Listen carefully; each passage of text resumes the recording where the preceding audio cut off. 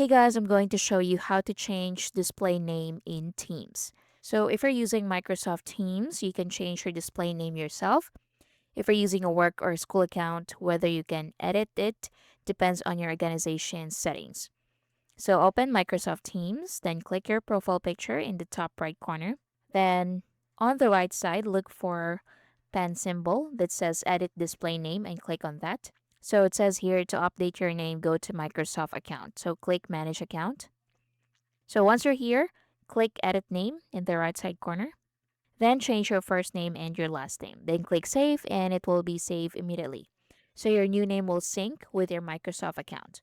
So again, if you don't see the edit option for work or school accounts, your display name is often managed by your organization's Microsoft 365 or Intra ID administrator.